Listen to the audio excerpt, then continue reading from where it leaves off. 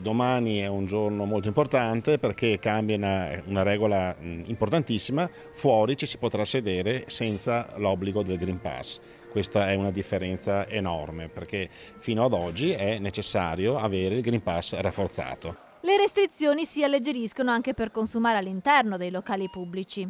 All'interno, sia per essere serviti al bancone sia per sedersi, non sarà più obbligatorio avere il Green Pass rafforzato come è necessario fino ad oggi, ma sarà sufficiente il Green Pass base e l'uso della mascherina ovviamente.